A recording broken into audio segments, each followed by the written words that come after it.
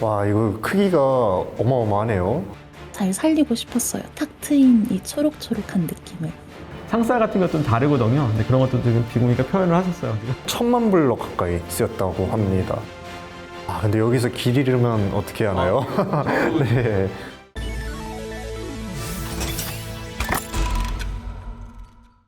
안녕하세요. 저는 한국전통문화대학교 문화재 실용기술학과하고 국제문화예산 협동과정에 있는 김영재 교수라고 합니다. 안녕하세요. 저는 10년간 메타버스 콘텐츠를 다룬 GBF 메타 대표 소영민입니다.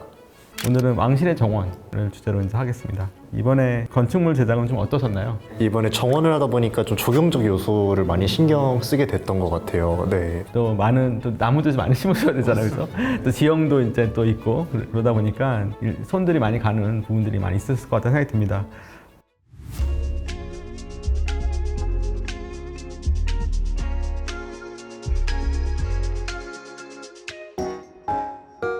네, 팀장님들 반갑습니다.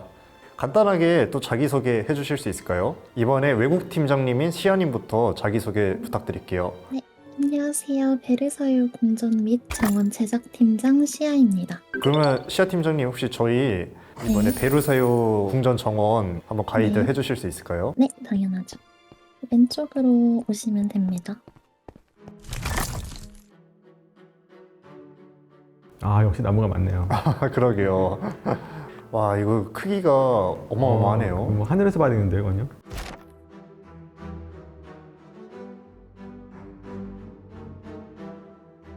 베르사유 궁전은 총 1500칸 곱하기 1300칸, 블럭 종류도 한 20종, 1000만 블럭 가까이 쓰였다고 합니다. 대칭성이 굉장히 명쾌해가지고 또 만드시는데 편리함도 있고 되게 애로사항도 많으셨겠어요.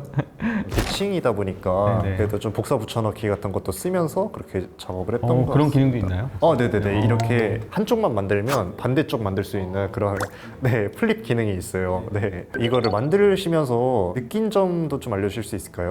실제 베르사유에 정말 많은 꽃이 있다고 들었어요. 21만 종의 꽃이 있다고 하더라고요. 마인크래프트에서는 그만큼 살릴 수가 없어서 조금 아쉬운 점이 있긴 했었습니다. 제가 제일 살리고 싶은 포인트는 이렇게 궁전을 쭉 지나가면서 이 정원의 뷰가 너무 잘 살리고 싶었어요. 탁 트인 이 초록초록한 느낌을. 이 바닥에 있는 무늬들 있잖아요, 문양들. 이거 정말 살리고 싶었는데 이게 제작하는 데에 사거리가 있다 보니까 지금 저희가 위에서 내려다보듯이 그림 그리는 것처럼 하는 게 아니고 바닥에 딱 붙어서 하나씩 한 다음에 위에서 다시 확인하고 그런 방식으로 해야 되거든요. 하나하나 만들고 또 이렇게 위로 가서 잘 됐나 확인하고 네네네네. 또 이러고 진짜 힘드셨겠어요. 네.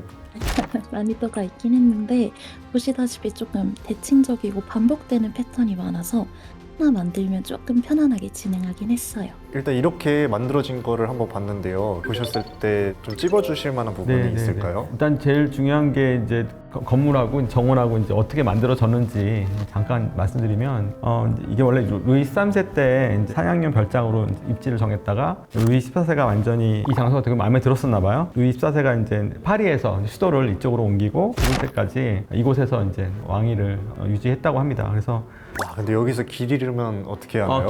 저도 네. 옛날에 가본 적 있는데요. 그런가요? 근데 길을 잊어버린 적 있습니다. 그래서 하늘에서 보면 나무가 정말 일정하게 보이는 것처럼 보이지만 안에 들어가면은 어디가 어딘지를 알 수가 없을 정도로 그런 곳입니다. 또 왕의 침실이 또 베르사유 궁전 안에 중심부에 있어요. 이렇게 중심 안에서 이제 그 정원을 바라보고 또 반대편 시내를 바라보고 이제 항상 군림하고 있구나.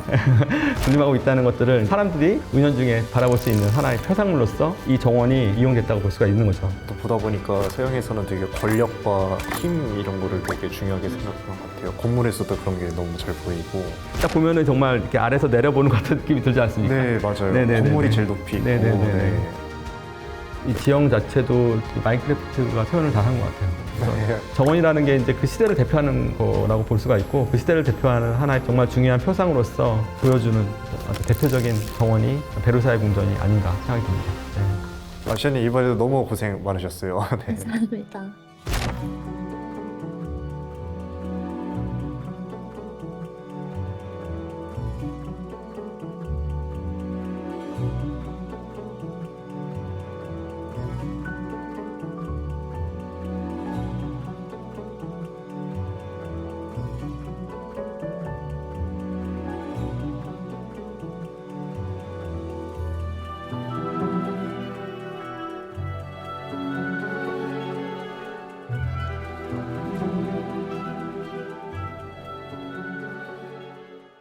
네. 이렇게 서양 베르사유 궁전을 방금 시아님이랑 같이 보고 왔는데요. 한국의 정원을 봐보도록 하겠습니다. 스터님, 이제 가이드 부탁드려도 될까요? 네, 안녕하세요. 창덕궁 후원 매치제 군장 스타입니다. 저 따라오시면 됩니다. 오른쪽인가요? 네, 오른쪽으로 가면 되네요.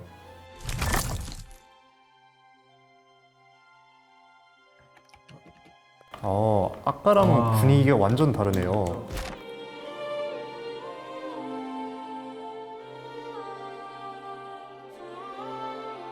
이번에는 되게 지형을 잘 살려서 만드셨네요. 그래서 이 창덕궁 후원 같은 경우에는 700 곱하기 700칸 정도 사이즈로 지어졌다고 하고요. 그리고 블록 종류는 한 20종 정도 쓰였다고 하고, 그리고 600만 블럭이 여기에 쌓였는데요. 둘러보면서 소개 간단히 해주실 수 있을까요?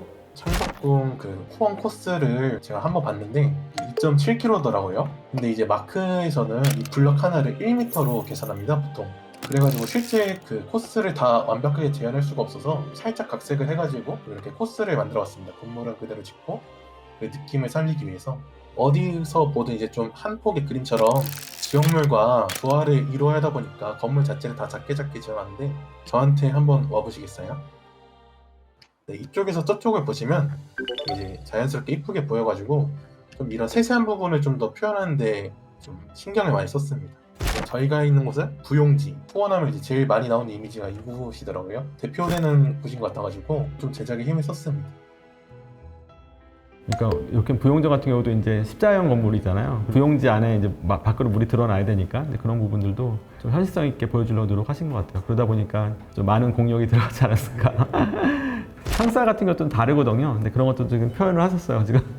네, 이쪽이 앞에 부분, 튀어나온 부분하고 뒷부분 상사가 다르거든요. 근데 그런 것까지도 좀 표현하신 게 재밌네요. 아까 베르사유에서는 좀 더 리얼리티를 추구했다면 여기서는 좀 더 자연과 어우러지고 뷰 이쪽을 좀 기술적으로 더 집중을 해주셨던 것 같아요. 네. 교수님, 그럼 이 창덕궁 후원을 보면서 네. 좀 짚어주실 만한 포인트들이 있을까요? 네네네. 창덕궁 후원은 이제 1405년에 이제 태종 때 이제 건립이 되었고, 그 이후에 이제 임진왜란을 겪으면서 굉장히 활발하게 사용했던 궁궐이기도 합니다. 그래서 아까 팀장님께서 제일 힘을 많이 들으셨다는 주암루 여긴가요? 꼭대기에 있는 2층짜리 건물인데요. 여기는 정조의 도서관이라고 이제 이렇게 얘기를 하는데, 정조의 초상화라든지 서책이라든지 그다음에 어필이라든지 특히 인장, 도장 같은 거 그것들도 보관하는 장소로 썼다고 해요. 주암루 앞에 있는 문이 하나 있는데 그걸 어수문이라고 합니다. 그래서 앞에 초속 부분에 이제 돌장식들이 있는데 태국 문양을 넣었거든요. 그러니까 그런 것들도 이제 위계가 있는 건물이라고 이제 보여주는 하나의 상징적인 요소로서 이제 장식이 되었고, 임금이란 분이, 왕이란 분이 진짜 일상생활을 즐기기도 하고 지배자로서 어떤 공공의 역할을 하는 장소이기도 하는 중요한 공간이었다고 볼 수가 있는 거죠. 올라가시면 정원은 굉장히 비대칭적이죠. 그래서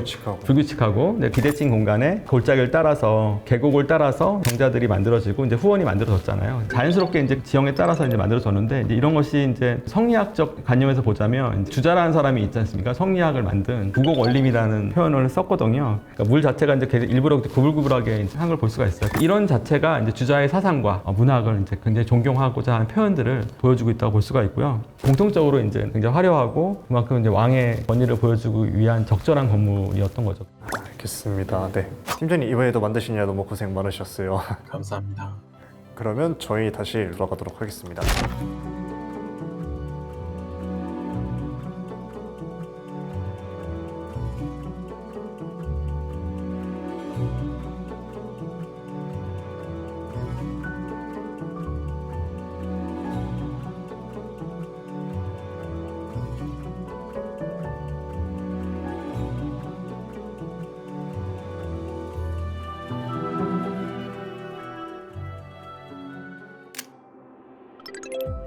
규모 면에서도 그렇고 이제 건물의 자체에서 어떤 화려함 이런 것들도 베르사유 궁전에 있는 정원과 창덕궁의 후원에 있는 건물과 정원들 굉장히 많은 공통점들을 갖고 있거든요. 그것이 결국에는 왕의 권위, 왕의 어떤 표상, 생각들, 관념들 이런 것들을 다 묶어서 이제 하나의 건축화된 공간에서 이제 표현되고 있다 볼 수가 있는 거죠. 네. 이거를 저희는 이제 블럭을 쌓으면서 다르게 느껴진 포인트들을 이렇게 설명을 들으니까 마음으로 와닿았다 해야 되나? 네, 그런 것들이 확실히 이해가 잘 됐고요.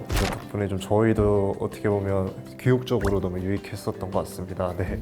오늘 두 개의 그 문화유산을 보면서 마인크래프트로 할 수 있는 그런 구현들을 보고 또 이게 이렇게 하면은 좀 많은 교육적인 효과도 있고 모두 여러 층들이 굉장히 좋아하지 않을까 생각이 들었습니다. 다른 문화유산으로 여러분들을 또 찾아뵙도록 하겠습니다. 네, 또 뵙겠습니다. 감사합니다.